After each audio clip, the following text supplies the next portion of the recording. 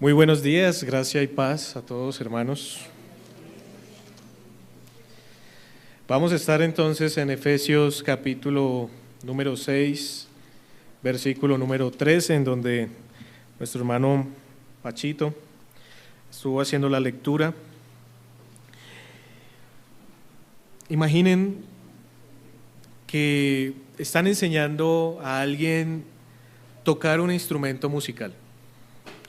Al principio debe practicar una y otra vez las mismas escalas, los mismos acordes, y no porque no comprenda la teoría, sino porque la repetición le va a permitir interiorizar los movimientos, perfeccionar su técnica y ganar gran confianza. Pues aquellos que han tocado un instrumento musical saben que esa es la forma en la que uno va aprendiendo y se va volviendo diestro en tocar un instrumento.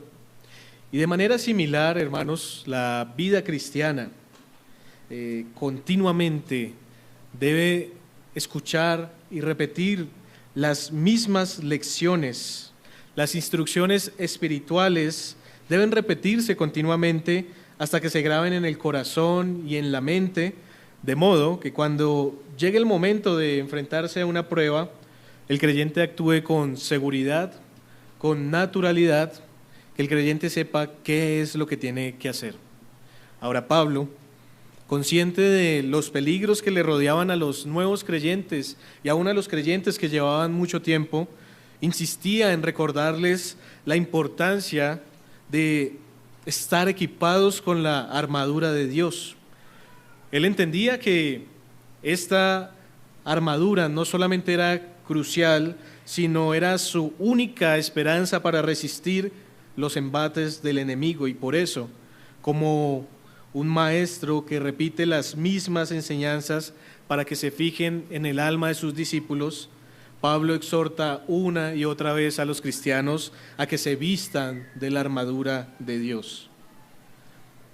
El enfoque de Pablo es, como dice William Gurnall, el de un artesano cuidadoso que pone un clavo en la madera y no solamente le da un martillazo, sino que le da golpes repetidos hasta que quede firme en su lugar antes de pasar al siguiente clavo. Y al igual que él, y al igual que los creyentes a los cuales Pablo les escribió la epístola a los Efesios, nosotros también necesitamos que las verdades espirituales se nos martillen en el corazón con repetición constante. ¿Para qué? Para que no queden olvidadas, hermanos, o que solamente las comprendamos superficialmente. Y es que es mejor conocer profundamente una verdad fundamental que oír muchas sin entender ninguna. Pablo mismo reconocía esto cuando en Filipenses dijo: a mí no me es molesto el escribiros las mismas cosas, y para vosotros es seguro. Él sabía que la repetición era clave para la seguridad espiritual de sus oyentes. Así que a veces debemos venir con un corazón dispuesto a repasar, a recordar, a decir: esta verdad fundamental debe estar en nuestro corazón. Y esta enseñanza particular lo que va a intentar en esta mañana es clavar un poco más esta verdad fundamental. Y es que vivimos en un mundo, hermanos, donde las luchas no siempre son visibles, y la gran mayoría no lo son, pero son reales. Y Pablo, en su carta a los Efesios, nos llama a tomar toda la armadura de Dios, no solo para protegernos, sino también para resistir y para permanecer firmes en la batalla espiritual. Hoy veremos por qué la armadura de Dios es esencial, cómo debemos usarla y cómo podemos confiar en su poder para mantenernos firmes hasta el final. Así que, por eso he titulado a este sermón de esta manera: la armadura de Dios, una amonestación repetida. Y la razón por la que es repetida es que, si ustedes van a sus Biblias, van a encontrar que en el versículo 11, que ya hemos estudiado anteriormente, Pablo ya les había dicho unas palabras muy similares a las que encontramos en el versículo número 13. Versículo 11 dice: vestíos de toda la armadura de Dios para que podáis estar firmes contra las acechanzas del diablo. Y si tal vez recuerdan, allí lo que pudimos estudiar es cómo no debemos fortalecernos en nosotros mismos, sino que debemos dejar que Dios nos fortalezca, nos capacite y nos ayude para estar firmes contra las artimañas del diablo, que son muchas. Pero esto con base en lo que el verso 12 dice, y es que nuestra lucha no es contra el prójimo, no es contra enemigos naturales o físicos, sino dice porque no tenemos lucha contra carne y sangre, o sangre y carne, sino contra principados, contra potestades, contra los gobernadores de las tinieblas de este siglo, contra huestes espirituales de maldad en las regiones celestes. Y piense conmigo un momento en lo que estamos pasando en este momento en el ámbito espiritual. Las Escrituras dicen que cuando nosotros nos reunimos como un solo cuerpo, Cristo está en medio de nosotros. Pero allí afuera están todas esas huestes espirituales esperando a que les demos entrada para distraernos, para cargarnos, para desesperarnos, para desconsolarnos, para llenarnos de apatía, para que apenas salgamos de este lugar, de haber escuchado la palabra, otra vez se posen sobre nosotros y que sigamos nuestras vidas llenas de batallas perdidas, porque no entendemos que estamos en una lucha. Y esa es la mejor estrategia que el enemigo puede tener, o un enemigo de alguien pudiera llegar a tener, y es hacerle creer al otro que no está en una batalla, hacerle creer a otro que no está en una guerra. Eso fue lo que pasó, por ejemplo, después de la Segunda Guerra Mundial, con la Guerra Fría, o lo que llamaron la Guerra Fría. Pues no estamos en guerra, estamos en tregua, pero realmente se estaban saboteando, espiando y atacando de una manera subliminal o escondida. Así, las huestes espirituales, la mejor forma en la que nos pueden dar batalla es haciéndonos creer que no existen. Y gran parte del cristianismo ha hecho este daño entre nosotros, especialmente la teología carismática que nos habla de guerras espirituales, de atar, de reprender, de expulsar y de todas estas cosas que nos llevan a irnos al otro extremo de decir no creemos nada de estas cosas. Sin embargo, la Biblia nos enseña el punto de equilibrio, el punto central en el que nos debemos ubicar, y es que esta realidad espiritual está latente y estamos en una batalla, y estando en esa batalla es necesario entonces que tomemos la armadura de Dios. La primera instrucción entonces que Pablo nos da en el versículo 13 es clara, y es que debido a esa guerra, debido a las artimañas de Satanás, debemos tomar la armadura de Dios. No es algo opcional, sino es esencial en la batalla espiritual. Y acompáñenme al versículo número 13 que dice, por tanto, es decir, esta frase, por tanto, esta conjunción con la que comienza el versículo nos muestra una verdad crucial. Y es que debido a todo lo anterior, estamos en una lucha constante contra enemigos invisibles, pero poderosos que buscan destruirnos, y estos enemigos no son problemas físicos o emocionales, y por lo tanto necesitamos armas espirituales, necesitamos una fortaleza espiritual, y por eso Pablo dice, por tanto, tomad toda la armadura de Dios. Esta armadura, como digo, en el texto, el énfasis que Pablo está haciendo es que no es algo opcional. Nosotros no podemos salir a una batalla simplemente en pantaloneta, sino tenemos que ponernos la armadura, tenemos que calzarnos los pies, tenemos que ponernos la coraza, tomar el escudo, la espada, ponernos el yelmo y salir a la batalla día a día. No es opcional. Esa palabra, toda armadura, es una palabra sola en el original, que nos deja entender que lo que tenemos que tomar de Dios es todas las provisiones, las herramientas y los recursos que Él nos da de manera completa, no una parte, sino toda ella. ¿Por qué? Porque si no lo hacemos, si no la tomamos, vamos a quedar vulnerables y desprotegidos. No podemos resistir por nuestra propia fuerza. Necesitamos la provisión de Dios para poder estar firmes. Y es que piense usted, ¿cómo sería un cristiano desarmado?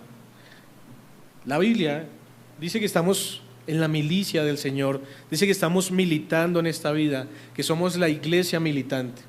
Ahora piense usted, como cristiano, como soldado del Señor Jesucristo, si saliera a la batalla sin esta armadura. Pensemos en lo que significa no estar revestidos con la armadura de Dios. Un cristiano, en ese sentido y en ese estado, va a enfrentar varios peligros. Por ejemplo, uno de los primeros peligros que va a enfrentar es estar separado de Dios. La Biblia nos dice que estar sin Cristo es estar indefenso ante el poder del pecado y de Satanás. Efesios 2:12 nos recuerda que antes de conocer a Cristo estábamos sin esperanza y sin Dios en el mundo. Y sin su protección somos vulnerables a los ataques del enemigo. Imagínese usted salir a la batalla contra cientos y miles de arqueros y usted va sin protección y lo único que usted ve en el cielo es cómo todas esas flechas vienen hacia usted. ¿Cómo se va a proteger? Lo único que usted va a hacer es tirarse al suelo y esperar a que esas flechas caigan sobre usted. Y esa es la forma en la que nosotros estaríamos separados de la armadura de Dios, separados de Dios. Pero también no tener la armadura de Dios, no estar revestido de la armadura de Dios, implica la ignorancia. Es decir, un alma que no está alerta, que no está preparada, se enfrenta al peligro sin saberlo. Es como cuando quieren rodearlo a uno y emboscarlo, uno no sabe. Uno va por un parque, uno va por un camino y lo emboscan y llegan allí y lo atrapan. Eso es lo que pasa cuando nosotros no nos ponemos la armadura, no estamos preparados. Es como alguien que sale de su castillo durante un asedio sin comprender la amenaza que hay afuera. No sabe que hay peligro. Hace unos años hubo una serie de protestas en Bogotá, al punto de que hubo unas cadenas de mensajes a través de las redes sociales que generaron mucho terror, de que personas se estaban metiendo en las casas, de que estaban rompiendo los vidrios, robando, golpeando a las personas.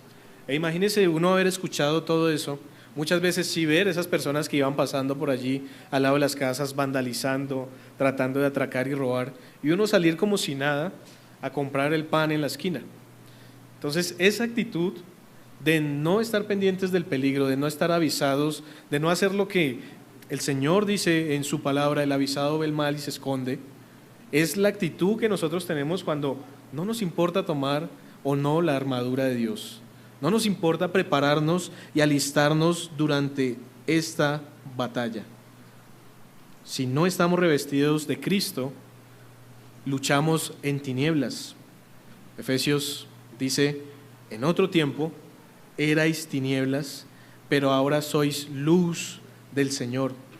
Así que debemos ser conscientes de que el enemigo nos acecha. Pero otra cosa que va a ocurrir estando desarmados es la impotencia. Sin la armadura de Dios, hermanos, no tenemos poder para resistir el yugo de Satanás. ¿No se ha preguntado, por ejemplo, por qué siempre está cayendo en el mismo pecado? ¿Por qué siempre que su cónyuge lo provoca, sigue usted reaccionando de mala manera, respondiendo de mala forma, cayendo en las mismas tentaciones, en los mismos pecados? Es porque tal vez usted no está tomando la armadura de Dios. Y lo único que usted puede esperar en ese contexto es manifestar impotencia. Usted no puede hacer nada contra Satanás. En el mismo momento en que él se enfrenta a usted, lo único que usted hace es caer de rodillas y rendirse delante de él, porque usted no tiene una armadura, usted no tiene una espada, no tiene un escudo, y él viene armado hasta los dientes en contra suya. Imagínese esa escena de David y Goliat, ¿recuerdan? Un hombre tan grande, un hombre al que todos los israelitas le temían solamente al verlo. Y por hacer simplemente una ilustración de esto, ese Goliat es el Satanás que viene. Y si usted no está revestido de Cristo, que eso es lo que significa la armadura de Dios, usted no va a poder hacerle frente. A David no le importó una armadura física. A David le importó que Dios estaba con él y que él sabía que Dios podía derrotar al gigante más grande, más aguerrido, más formidable posible, no por las fuerzas de David, sino por las fuerzas del Señor. Y cuando nosotros estamos desarmados, lo que estamos diciendo es, no necesitamos a Dios, no necesitamos una armadura, simplemente nosotros podemos con nuestras fuerzas, y la conclusión va a ser impotencia. Romanos nos dice que cuando estábamos sin Cristo, éramos débiles y sin fuerzas, y solo con el poder de Dios podemos vencer al enemigo. Pero otra cosa más que pasa al estar desarmados es que ya no vamos a estar en contra del pecado, sino que vamos a estar aliados con el pecado. Somos los espías, por decirlo de una manera, de Satanás, que viene a ayudarnos a sabotear el reino de los cielos, imagínense. Somos hijos de Dios, pero es como si estuviéramos infiltrados, porque si no nos revestimos de Cristo, vamos a acabar aliándonos con el pecado. Efesios llama a despojarnos del viejo hombre que está corrompido por el pecado. No tomar la armadura nos convierte en enemigos de Dios. Y tal vez usted puede decir, y puede llegar a la conclusión hasta este momento de ver la importancia de la armadura, y usted dice, yo tengo la armadura. Ahora, probablemente usted tiene la armadura porque usted ha creído en Cristo, porque el Señor ha tenido misericordia de usted, pero tal vez esa armadura no está hoy con usted aquí puesta, sino está ya en el armario de su casa colgada. Y es que es diferente tener la armadura a ponerse la armadura. Muchos, gloria al Señor por su gracia, tenemos esa armadura a nuestro servicio, pero no la usamos, no nos la ponemos. Es como esa muda de ropa que uno compra y que nunca se pone porque nunca ve la ocasión para ponerse esa muda, y la guarda ahí 1 año, 2 años, 3 años y todavía no encuentra la ocasión, y cuando se la va a poner entonces ya subió de peso, ya no se la puede poner y nunca le sirvió. Así similar es la armadura de Dios muchas veces en la vida de los cristianos. Está allí guardada para ver cuándo la puedo utilizar, y en esta ocasión no la utilicé, en esta ocasión me hizo falta tal vez, pero nunca se la pone. Y ese es uno de los peligros que como cristianos a veces tenemos, y por eso Pablo dice, por tanto, tomad toda la armadura de Dios. Esa palabra tomad es una palabra que enfatiza el recoger algo que ya se tiene, es levantarlo del piso para volverlo a poner, para volverlo a tener, recogerlo como tal. Es decir, los cristianos tienen la armadura de Dios, el problema es que no la toman, no se la ponen, y eso es un peligro. Porque tomar la armadura de Dios no es solo decir que la tenemos, significa vestirnos de ella, activarla en nuestra vida diaria. El simple hecho de tener la armadura no nos protege. Es como ir a una guerra y decir, yo tengo la armadura en la casa, pilas. No, tenemos que ponérnosla para batallar. Ahora piensa en Satanás. Satanás no se acobarda diciendo, yo la tengo. No, Satanás viene como una fiera delante de nosotros a atacarnos, a destruir nuestros hogares, a destruir nuestra vida, a destruir nuestra iglesia, y él no se amedrenta porque uno le diga, ojo, que yo tengo la espada, voy a ir a buscarla. No, él va a estar ahí luchando en contra de nosotros, y por eso Pablo nos llama a vestirnos de las virtudes que Dios nos ha dado, como la fe, la esperanza, la justicia, el amor. Debemos poner en acción estas virtudes y no solamente decir que las poseemos. Piensen en un ejemplo. Tener fe no solamente es decir creo en Dios, es confiar plenamente en Él, especialmente en los momentos difíciles. Uno dice, no, yo creo en el Señor, pero ¿realmente confiamos en el Señor? Tener esperanza no es solo esperar algo bueno en el futuro, es mantener la confianza en medio de las pruebas. Eso es ponerse la armadura de Dios.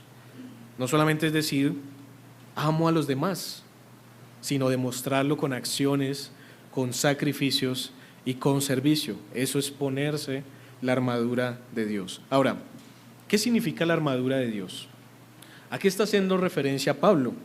Cuando Pablo habla de la armadura, está usando una imagen, está usando una metáfora, una ilustración poderosa para hablar de la preparación y protección espiritual que necesitamos. Entonces no es una armadura espiritual literal, sino son esos elementos y esas virtudes que el Señor ha puesto delante de nosotros para que echemos mano de ellas.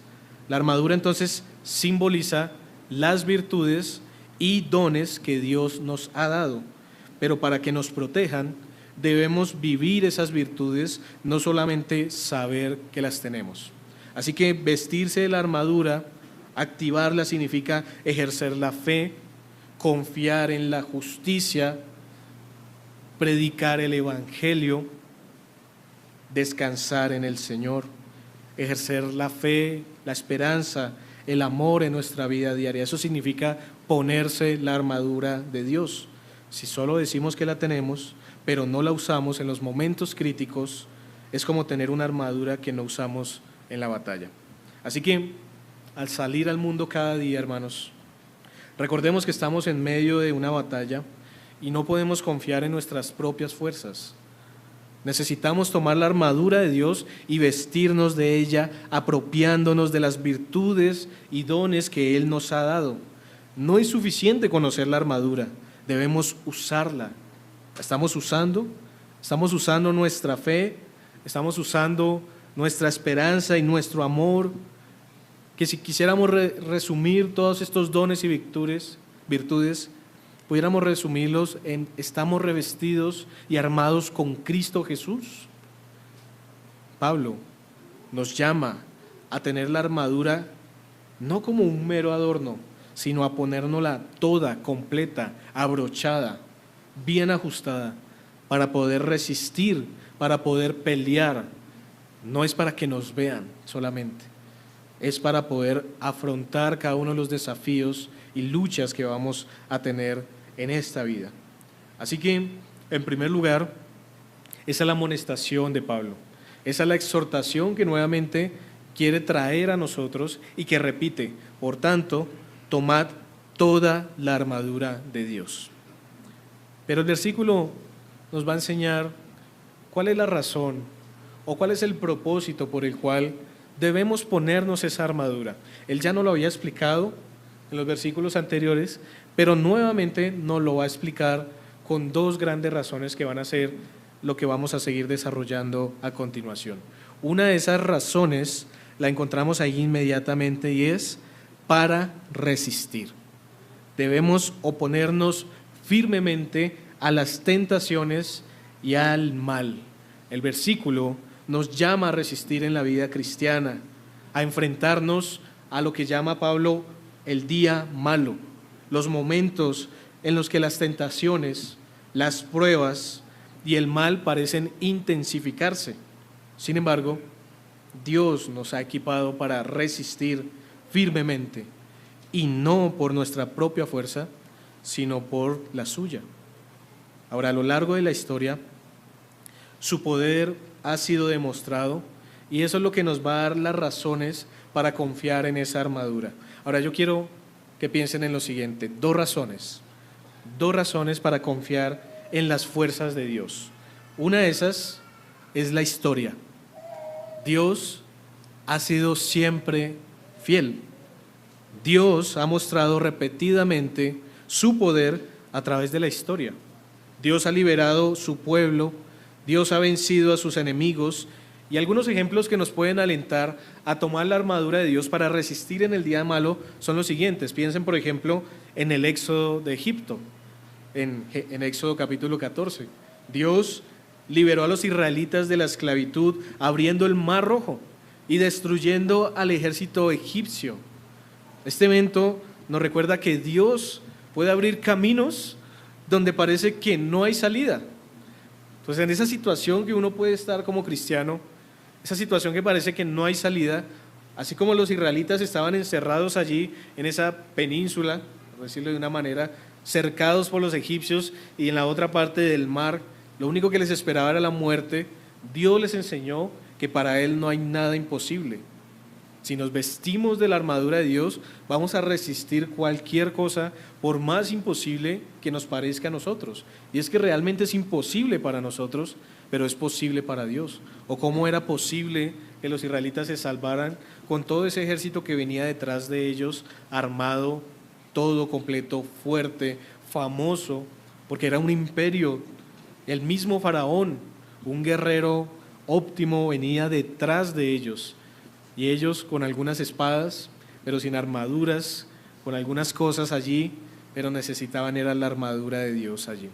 Ahora recuerden otro evento en Josué capítulo 6, la conquista de Jericó. Las murallas tan grandes, los muros tan fuertes, cayeron después de que los israelitas obedecieran al Señor. Cuando los israelitas obedecieron a Dios, la victoria les fue entregada, los muros fueron derribados, y lo que nos enseña eso es que la victoria viene de su poder y no de nuestra habilidad. Piensen otra vez en David y Goliat en 1 Samuel 17. El joven David, armado solo con una honda y una piedra, venció al gigante Goliat, pero no lo venció por su buena puntería, sino lo venció porque él confiaba en el poder de Dios.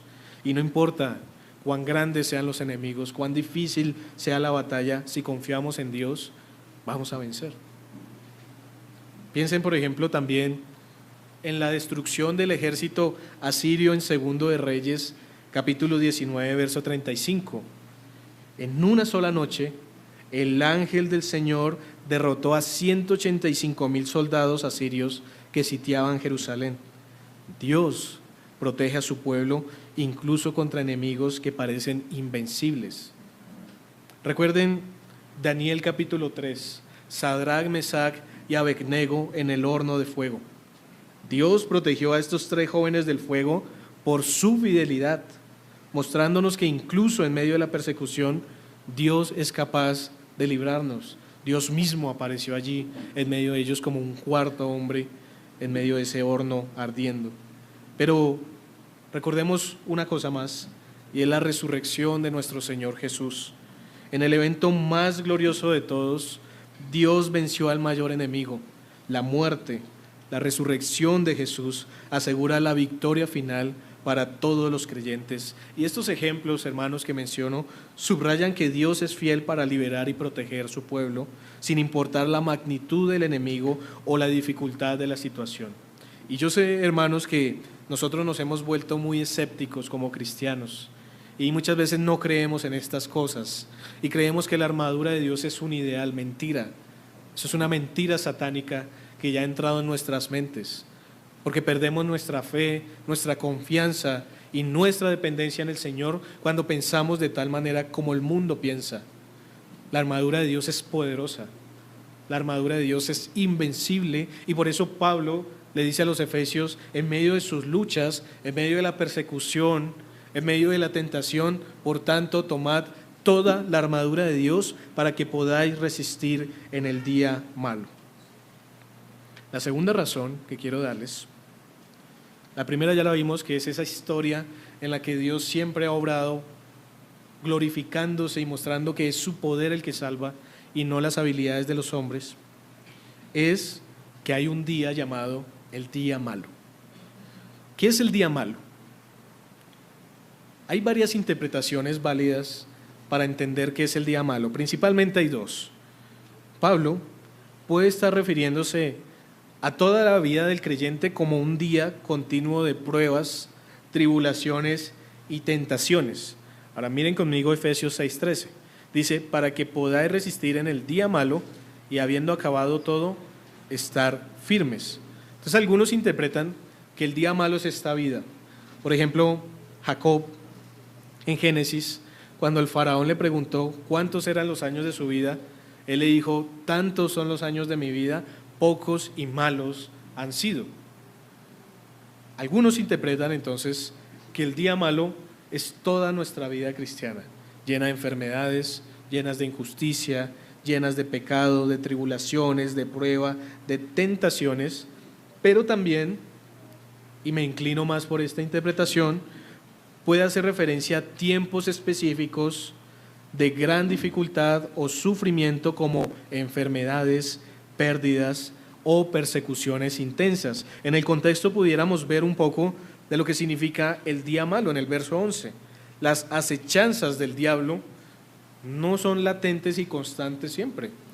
El diablo, así como con el Señor Jesús en el desierto, intenta tentar y luego se va por un tiempo. Y cuando vuelve, pudiéramos decir que cuando Él vuelve con esas acechanzas, es el día malo. Pero creo que no solamente es eso. Ahora, ¿Cuál es la naturaleza del mal en el día malo? Varias cosas a considerar. Primero, en ese día nos abandona el gozo.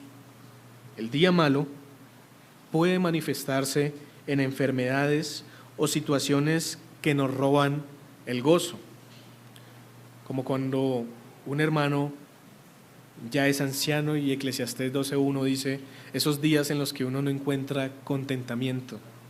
Sin embargo, los cristianos encuentran gozo en medio del sufrimiento porque la fuente de su gozo está en Dios y no en las circunstancias.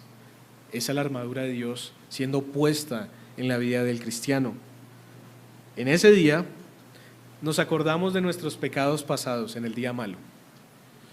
Durante las pruebas, durante las tentaciones, el enemigo puede usar recuerdos de pecados pasados para debilitarnos.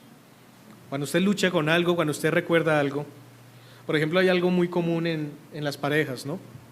Cuando lamentablemente hay una discusión, y especialmente le pasa a las esposas, recuerdan lo que pasó por allá hace 15 años, en la fecha específica que pasó, y vienen y lo traen a su mente, ¿para qué? Para restregárselo a sus esposos y generar ¿qué? No aliviar, no restaurar, sino discutir. Ahora, el esposo también actúa mal, pero es una forma de pensar que a veces en ese momento, en ese día malo, en el momento de conflicto, de discusión, de diferencias, de pecado, de desesperación, entonces traemos a nuestra mente los pecados pasados. Piensen en aquella persona que reincide en un pecado particular, la idolatría, el adulterio, la fornicación. ¿Qué es lo que hace que usted vuelva a caer? Usted vuelve a recordar esas cosas. A veces vuelve a recordar el deleite temporal del pecado que cometió hace unos años, hace unos días, hace unas horas, y quiere otra vez reincidir. Entonces note cómo en el día malo entonces se nos recuerdan los pecados pasados.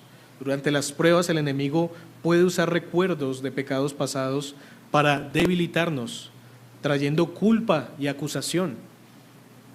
Pero aquí es donde el creyente necesita tomar a la fe que apaga los dardos de acusación de Satanás y seguir avanzando.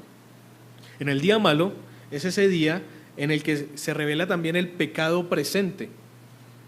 La aflicción y las pruebas pueden exponer pecados ocultos en el corazón. Ahora, este es un llamado más bien a examinarnos y a buscar la purificación a través de la palabra de Dios. Tomar la palabra de Dios nos ayuda a confrontar y a corregir estos pecados. A veces el Señor, a través de la aflicción, Él usa el sufrimiento para refinarnos y para producir justicia en nosotros. Si usted está atribulado, si en este momento usted está en aflicción, tome la espada del Espíritu, que es la palabra del Señor, y examínese a la luz de las Escrituras qué es lo que puede estar mal en su vida y qué es lo que el Señor le quiere enseñar particularmente. Pero es colocándose la armadura que lo va a poder hacer. De ninguna otra manera será verdad. En ese día malo es el día en el que Satanás llega para tentarnos. Las tentaciones en medio de la aflicción y de la prueba son comunes.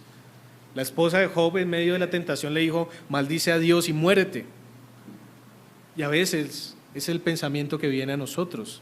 Maldigamos a Dios por todo lo que nos está pasando y muramos. Rindámonos. Eso es lo que Él quiere, ese es el día malo. En ese día Satanás llega para tentarnos. Satanás puede aprovechar los momentos de debilidad para intentar desviar nuestra fe, como intentó con el Señor Jesús en el desierto, ¿recuerdan? ¿Cuándo fue que se le apareció? Cuando ya habían pasado 40 días, cuando tenía hambre, cuando habían andado por el desierto, y allí, de una manera particular, no igual a nosotros porque Cristo no tiene pecado, pero de una manera particular intentó tentarle. Ahora, Satanás es un buen psicólogo. Él sabe cuáles son nuestras inclinaciones, nuestras luchas y nuestras debilidades. Él sabe cómo tumbarnos a la primera, y se va a presentar precisamente en ese momento de debilidad para darnos esa oferta de tentación y que nosotros caigamos redonditos en esa trampa. Así que es importante, hermanos, que nos demos cuenta que una de las motivaciones para tomar la armadura de Dios y para resistir es ese día malo, El día malo es inevitable. Nadie puede escapar, por ejemplo, del sufrimiento. Todos nos vamos a enfermar, todos vamos a sufrir, es más, todos vamos a morir. La muerte es parte del destino humano, es parte de las consecuencias del pecado, y cada dolor físico que sufrimos nos recuerda nuestra naturaleza mortal. Cada enfermedad, cada año que pasa, y no quiero ser pesimista, pero cada año que pasa nos recuerda no que vamos a vivir para siempre, sino que cada vez nuestra habitación, el límite de nuestra habitación va llegando a su final. Entonces, cada cumpleaños es un anuncio de esta muerte y debería animarnos más bien a tomar la armadura de Dios. Es crucial que los cristianos nos revistamos de la armadura de Dios cada día, de la fidelidad, de la obediencia a Dios que nos preparan para las diferentes situaciones que se presentan. Así que es vital, hermanos, que usemos las herramientas que Dios nos ha provisto para estar bien equipados. Ahora, ignorar todo esto o ignorar estas provisiones, las herramientas y la armadura, es como dijo un pastor, sería tan imprudente como un prisionero que se gasta el dinero destinado a comprar su libertad en placeres temporales. Le mandan el dinero para pagar la fianza y termina en la cárcel comprándose papitas y bebidas y termina quedándose en la cárcel. Y así a veces es un cristiano cuando tiene las herramientas y en vez de usarlas desperdicia su tiempo, no echa mano de la vida eterna y termina perdiendo la batalla. Así que la armadura de Dios nos permite resistir las tentaciones y desafíos de este mundo, manteniéndonos firmes en la fe hasta el final. Ahora, un aliento más es el que encontramos en Juan capítulo 16, versículo 33, y es que el Señor asegura nuestra victoria final. Acompáñenme allí a Juan.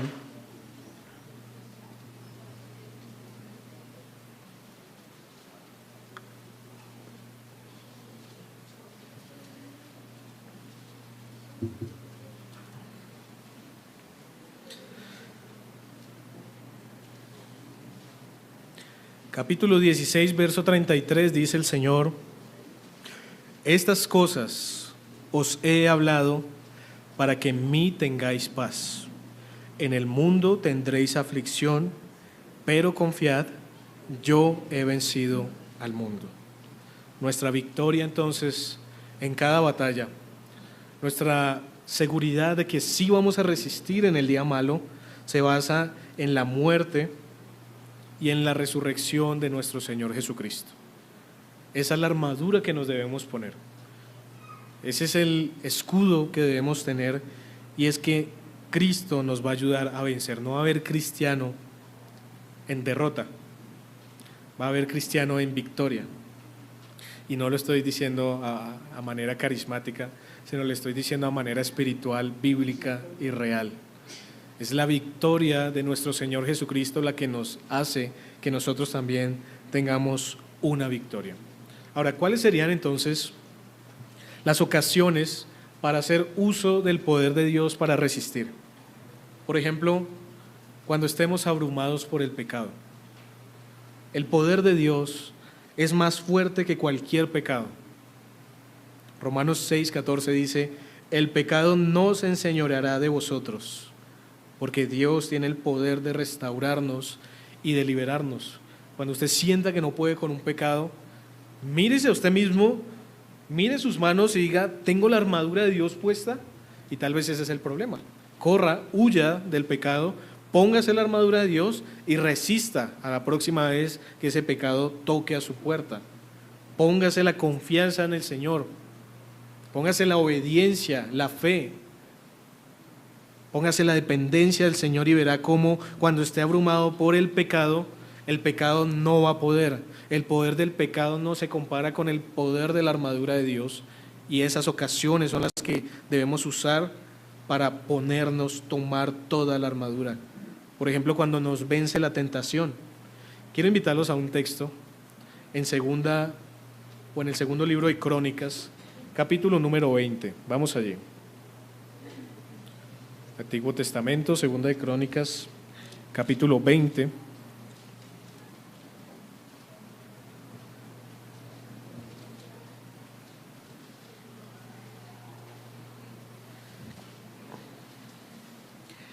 Aquí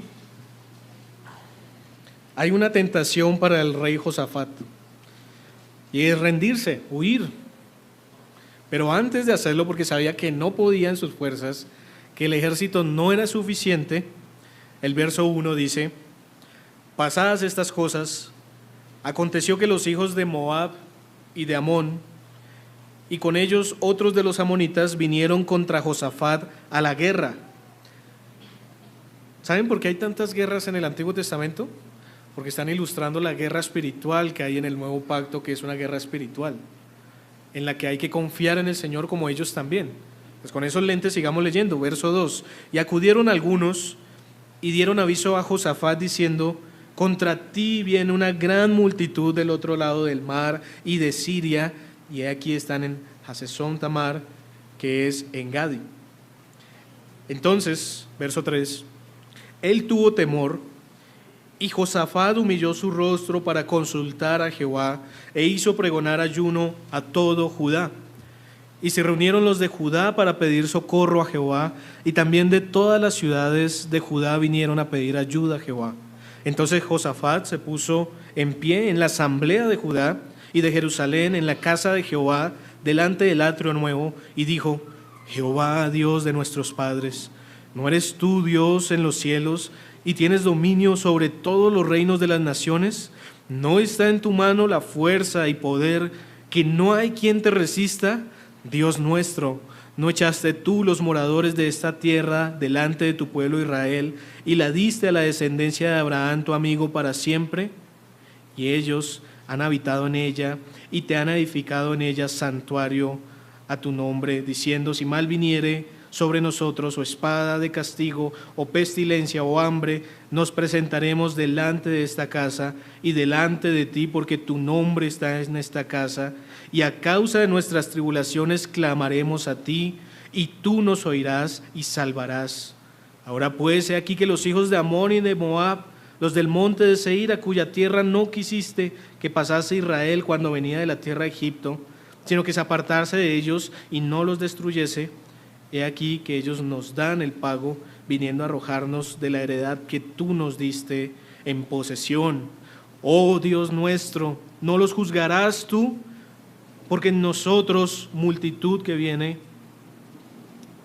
porque en nosotros no hay fuerza contra tan grande multitud que viene contra nosotros. No sabemos qué hacer, y a ti volvemos nuestros ojos. Verso 15. Y dijo: oíd Judá todo, y vosotros moradores de Jerusalén, y tú, rey Josafat, Jehová os dice así: no temáis, ni os amedrentéis delante de esta multitud tan grande, porque no es vuestra la guerra, sino de Dios.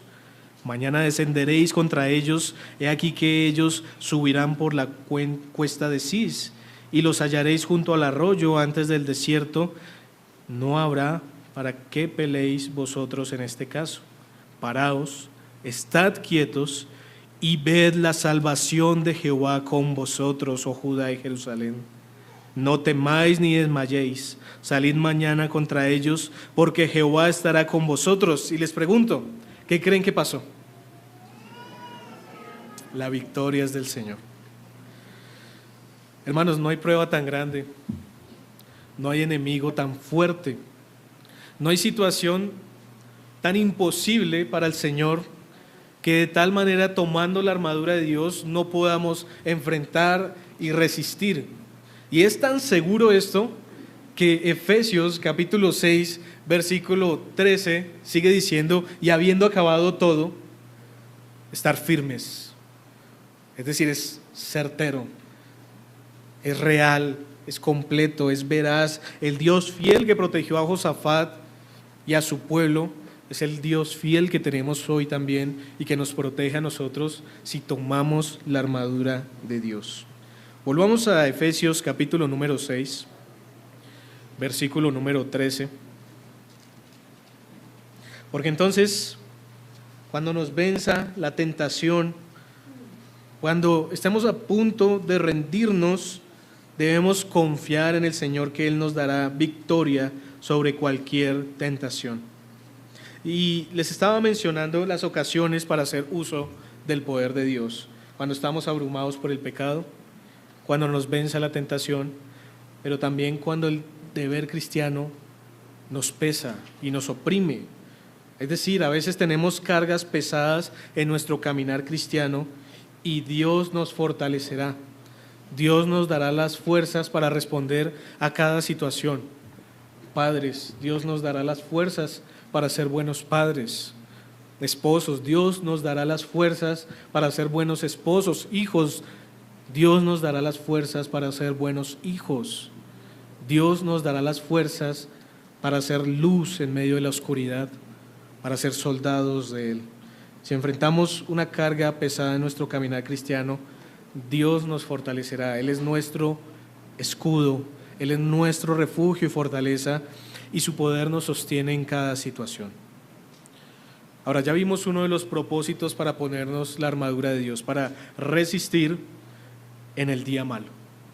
Pero un tercer aspecto que vamos a tratar, ya vimos la amonestación, ya vimos uno de esos propósitos para resistir, pero el otro propósito, la otra razón por la cual debemos tomar toda la armadura de Dios es para perseverar o para mantenernos firmes.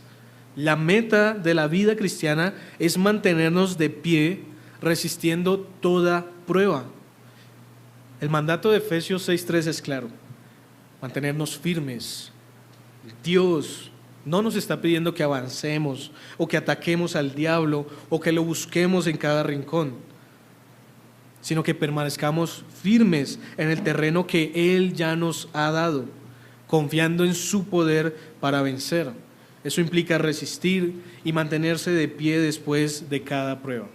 Ahora, una de las razones por las que a veces esto no sucede así en nuestras vidas, porque a veces parece que no perseveramos. ¿Y saben por qué es? Porque pasamos su poder por alto. Porque a veces, en lugar de confiar en el poder de Dios, actuamos en nuestras propias fuerzas. ¿Cuántas veces, hermanos? ¿Cuántas veces se nos presenta la emergencia, la situación, el problema, la enfermedad, la angustia, y lo primero que hacemos es confiar en nuestras fuerzas? Lo primero que hacemos es confiar en las fuerzas de los demás y no confiar en las fuerzas del Señor, y capacitados por el Señor ahí sí ver qué vamos a hacer. ¿Cuántas veces sucumbimos? ¿Cuántas veces nos rendimos a la primera? Al anuncio de la guerra ya estamos sacando la bandera blanca. Al anuncio de la guerra ya nos estamos rindiendo, ya estamos pensando en cómo vamos a entregar todas nuestras posesiones y nuestros bienes. A la primera ya estamos desfalleciendo. Y eso no debe ser así, mis hermanos. La Biblia está llena de ejemplos donde personas pasaron por alto el poder de Dios y sufrieron las consecuencias. Recuerden, por ejemplo, a Abraham y Sara con el nacimiento de Ismael. Dios prometió a Abraham un hijo, pero al no ver cumplida la promesa después de muchos años, tomaron la situación en sus propias manos. Y Abraham tuvo un hijo con Agar, la sierva de Sara, pensando que eso cumpliría la promesa. Y ustedes saben que no fue así. Más bien lo que surgió de esto fueron conflictos familiares y tensiones, y aunque Dios bendijo a Ismael, el plan original de Dios era cumplir su promesa a través de Isaac. Pero piense, por ejemplo, en David cuando terminó censando a la nación. David ordenó un censo innecesario, confiando en la fuerza militar en lugar de Dios. Dios le había dicho: no censes al pueblo, para que su confianza no estuviera en eso, en la cantidad de hombres, sino que estuviera en el Señor. Y el censo fue visto como un acto de autosuficiencia, confiando en números en vez de Dios, y la consecuencia fue que una plaga devastó al pueblo como castigo, recordando a David que el poder viene de Dios y no de los hombres. Los israelitas y la derrota de Jai. Tras la victoria en Jericó que mencioné anteriormente, pues ellos estaban allí confiados y terminaron subestimando a una pequeña ciudad que no tenía unos muros tan altos como los de Jericó, la ciudad de Jai. Y el error fue que confiaron en su fuerza y no consultaron a Dios, además del pecado de Acán que trajo juicio sobre ellos. Y lo que pasó fue que fueron derrotados y desmoralizados hasta que resolvieron el pecado y buscaron la dirección de Dios. Pedro también, cuando en sus fuerzas terminó cortando la oreja de Malco, allá uno de los siervos del sumo sacerdote que vinieron a arrestar al Señor Jesús, Pedro actuó con medios humanos sin entender el plan divino de la redención que requería el sacrificio de Jesús. ¿Y cuál fue la consecuencia? El Señor Jesús reprendió a Pedro, sanó a Malco y le recordó que el reino de Dios no se defiende con espadas humanas. A veces nosotros actuamos como Abraham, como David o como Pedro, tomando decisiones en nuestras propias fuerzas y olvidando confiar en el poder de Dios, y el resultado va a ser peor de lo que estábamos tratando de resolver. Pero cuando aprendemos a esperar en Él, su poder se revela en nuestra vida. Así que la perseverancia es un mandato clave para el soldado de Cristo. Dice nuestro texto en Efesios 6:13, habiéndolo hecho todo. Incluye la batalla final, incluye la lucha hasta el último suspiro de nuestra vida. No somos llamados a ganar terreno por nuestra cuenta ni a pelear con nuestras fuerzas, sino a defender y resistir en lo que Dios ya nos ha dado, a permanecer firmes en Él, y así seremos reconocidos por el Señor por resistir hasta el final. Esto es importante, hermanos, porque una de las marcas de un verdadero cristiano es la perseverancia. Ser cristiano implica pelear hasta el final, implica pelear sin resistirse, porque no hay en el cristianismo un retiro con honor.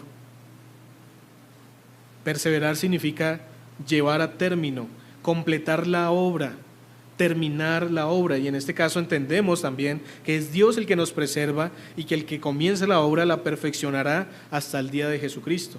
Pero al mismo tiempo, con esa verdad en nuestras vidas, nosotros vamos a perseverar sin rendirnos, sin retroceder. Nuestra salvación, hermanos, exige la perseverancia. ¿Por qué? Porque cuando hemos sido rescatados por Dios, Él nos está llamando a un compromiso de por vida, una gratitud y un servicio a Él.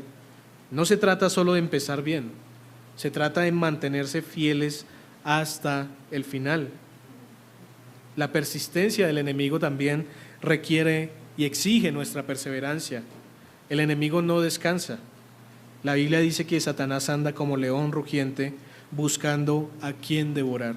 Y por lo tanto debemos estar siempre alertas y resistir con perseverancia sus ataques, además de esos días de tribulación y angustia que siempre se van a presentar. Pero también nuestro galardón eterno depende de la perseverancia. La corona del cristiano no se otorga al principio de la carrera, sino al final. Cristo dijo, al que venciere le daré, en Apocalipsis. Pablo también habló de haber peleado la buena batalla al final de su vida y que le esperaba una corona que era la de justicia por haber terminado la carrera, no por haberla comenzado. Y a veces comenzamos bien, terminamos mal, porque no perseveramos en el Señor. Es necesario que esa carrera la persistamos, resistamos y nos mantengamos allí con la armadura de Dios. No podemos perseverar en nuestras propias fuerzas. La armadura divina que se describe en Efesios 6 es esencial para resistir al enemigo y mantenernos firmes. La gracia de Dios es esa armadura que nos capacita y nos permite perseverar. Sin su gracia estaríamos indefensos en la batalla espiritual. Primera de Juan, capítulo 5, versículo 4, dice: todo lo que es nacido de Dios vence al mundo. Así que la victoria no depende de nuestra habilidad, de nuestra fuerza, sino de la simiente de Dios plantada en nosotros. Dios, hermanos, nunca abandona al creyente. Hebreos 13:5 dice: no te desampararé ni te dejaré. Y esto significa que sin importar cuán feroz sea la batalla, Dios está con nosotros hasta el final.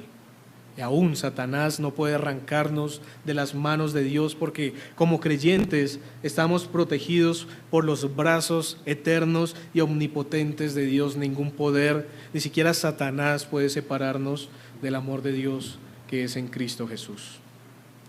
¿Cuál es el resultado de la perseverancia? La frase que aparece en Efesios es: y habiéndolo hecho todo, y habiendo acabado todo, estar firmes. Imagínese usted una batalla feroz, en donde hay sangre, en donde hay muerte, y en donde al final de esa cruenta batalla hay un silencio ensordecedor en ese campo en donde se libró la batalla. Y solo unos pocos desgastados, cansados, siguen en pie. Esos que siguen en pie en ese momento son aquellos que han vencido. Esos que siguen en pie son aquellos que proclaman la victoria. Algo que era común en las batallas en ese entonces es cuando un grupo vencía al otro grupo, el grupo que vencía debía postrarse delante del otro grupo en señal de derrota, y los otros se mantenían en pie en señal de victoria. Y yo estaba pensando en algo que no es así, porque no sé cómo va a ser, pero imagínense ustedes todos delante del Señor cuando el Señor dice que toda lengua confesará, pero que toda rodilla se doblará delante del Señor, mostrando su victoria. Y que en medio de esa multitud de personas, todas las que van a estar delante del trono del Señor, todas las que van a comparecer delante del tribunal de Dios, estemos nosotros también. Y el Señor diga: de pie los que vencieron. Y nosotros podamos pararnos allí. ¡Qué bendición! Así que el resultado prometido de la perseverancia es esa victoria, la batalla espiritual. Un ejército vencido cae ante su enemigo, pero el vencedor permanece firme. Cada batalla vamos a clamar esa victoria cuando resistamos. ¿Cuántas batallas, hermano? ¿Cuántas batallas, iglesia de Fontibón, hemos resistido? ¿O todas las hemos perdido? Quiera el Señor que no sea así, ¿cierto? Quiera el Señor que tengamos la fuerza en la fortaleza del Señor para resistir. Pregúntese usted, ¿cuántas batallas ha ganado en su vida? ¿O cada vez que se presenta el pecado, la tentación, la prueba, ha vencido? Ha sido vencido. ¿Vencerá o será vencido? Cada victoria que obtenemos es solo un paso de la próxima batalla. Incluso en nuestras victorias podemos quedar heridos, pero seguimos de pie por la gracia de Dios. Así que en conclusión, mis hermanos, la armadura de Dios no es solo una protección pasajera, es una provisión esencial para todo cristiano que enfrenta la constante batalla espiritual. Pablo nos exhorta a tomarla para resistir y permanecer firmes, no por nuestra fuerza, sino por la de Dios. El llamado de Efesios 6:13 es a una vida de perseverancia, sabiendo que la victoria final no es nuestra, sino del Señor, y que su poder es el que nos sostiene en cada prueba. Hemos visto que sin la armadura de Dios estamos indefensos, pero con ella podemos mantenernos firmes en el día malo. A través de la historia bíblica y nuestra vida diaria, el poder de Dios ha demostrado ser suficiente para darnos la victoria. Y quisiera pasar a unas aplicaciones breves. Por ejemplo, para la iglesia, el desafío es claro. Dios nos llama a perseverar. No podemos darnos el lujo de ser cristianos a medias, cristianos tibios, sino que debemos ser íntegros y firmes hasta el final. Cada día enfrentamos batallas, pero Dios nos ha dado todo lo necesario para resistir. Preguntemos, ¿el cristiano está usando las armas que Dios le ha provisto? ¿Está confiando en su poder o en sus propias fuerzas? Porque la perseverancia no es opcional, es una señal de un verdadero cristiano. Piensa en las enfermedades. Las enfermedades físicas y mentales son batallas donde los creyentes podemos sentirnos debilitados, pero aunque el sufrimiento físico esté presente, nuestra relación con Dios permanece firme. El Salmo 73:26 dice: mi carne y mi corazón desfallecen, mas la roca de mi corazón y mi porción es Dios para siempre. La oración es uno de esos elementos y herramientas importantes. Debe ser nuestra respuesta ante las enfermedades. Allí es donde vamos a confiar en el poder sanador de Dios y aún en su voluntad perfecta, como lo hizo Pablo en el momento en que clamó por el aguijón en la carne. No se le quitó el aguijón, pero ahora entendió que de buena gana debía entender que en su debilidad estaba el poder del Señor. Piensen en los pecados y en las tentaciones que día a día golpean la puerta. En la lucha contra el pecado y la tentación, el cristiano necesita la armadura. La batalla diaria contra la carne y las tentaciones requieren el uso activo de la palabra para resistir, la meditación de la palabra.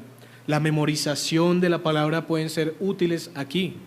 Usted debe sacar esa espada, tal vez no la tiene en su bolso, pero la saca de su cabeza, de su mente, de su memoria, y recuerda esos versos para luchar contra las tentaciones, contra los pecados. En la soledad, por ejemplo.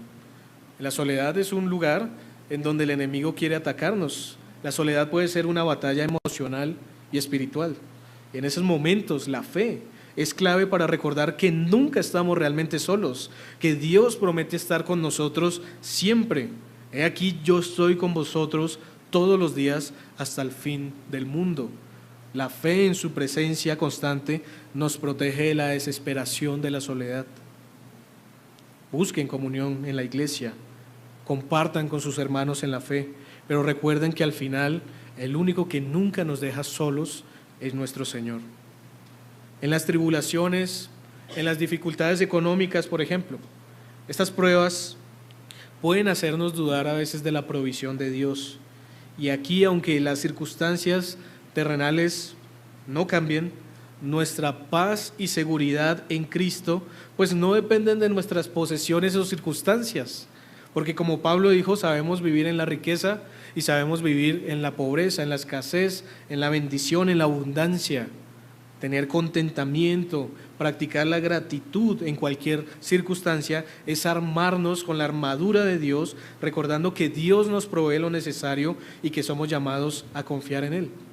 En los tiempos de ansiedad y miedo, por ejemplo, la ansiedad, el miedo, la depresión, son luchas comunes en la vida cristiana. Y aquí es crucial la espada del Espíritu, porque usando las Escrituras para recordar que Dios no nos llama a tener temor, nos va a dar valor para resistir, nos va a dar confianza para descansar. La coraza de justicia también nos protege, sabiendo que nuestra identidad en Cristo es segura y que nada puede separarnos de su amor. Clame a Dios en momentos de miedos y ansiedad. Cite versículos que recuerden su soberanía y cuidado. Practique la entrega de preocupaciones a Él en oración y verá cómo se va a fortalecer con la armadura de Dios. Ahora, Cristo es la única esperanza. Y para aquellos que aún no han entregado su vida a Cristo, este mensaje es un llamado urgente. Sin la armadura de Dios, están desarmados y vulnerables ante los ataques del pecado y Satanás. Pero la buena noticia es que Cristo ha vencido. Él ofrece protección, salvación y la certeza de victoria, pero debe venir a Él. Y ahora es el momento de tomar la decisión y seguirlo y equiparse para la batalla. La fuente de nuestra fuerza, hermanos, entonces gira en torno a una verdad esencial. Sin Cristo nada podemos hacer. Jesús no es solo quien nos da la armadura, Él mismo es nuestra armadura. En cada batalla su poder es nuestra única garantía de victoria. Recordemos sus palabras: en el mundo tendréis aflicción, pero confiad, yo he vencido al mundo. Al final, hermanos, permanecer firme es posible solo porque Cristo ya ha vencido. Así que, mis hermanos, esta es la amonestación que nuevamente quería recordarles en esta mañana. Tomen la armadura de Dios. Vamos a orar. Amado Señor, te damos gracias por tu palabra, Gracias, Señor, por este tiempo. Gracias por recordarnos, Señor, que tenemos herramientas y provisión, que no estamos desesperados. Gracias, Señor, por brindarnos tu armadura, para podernos vestir, equiparnos, Señor, resistir el día malo y perseverar hasta el final. Para nosotros es imposible, Señor, pero para ti nada lo es. Y tú has querido que tus hijos no solamente se salven, sino que perseveren, se santifiquen y vivan para tu gloria, Señor. No permitas que ningún pecado nos venza, Señor. Recuérdanos, exhórtanos, amonéstanos, disciplínanos, Señor, para que tomemos la armadura, para que la recojamos, nos alistemos, Señor, y luchemos día a día. No permitas, Señor, que perdamos la batalla del hogar, de la familia, Señor, de la iglesia, de la verdad. Ayúdanos a luchar, Señor. Ayúdanos a decir juntamente con Pablo al final de nuestras vidas: he peleado la buena batalla, he acabado la carrera, Señor. Ayuda a la iglesia Fontibón, Señor, a pelear la buena batalla y que siempre permanezcamos firmes, Señor, y no por nuestras fuerzas, sino por aquel que es todopoderoso, tú, Señor amado, a quien venimos a adorar en esta mañana, y por quien estamos vivos, resistimos y permanecemos. A ti sea la gloria por los siglos de los siglos en Cristo Jesús. Amén. Muchas gracias, hermanos.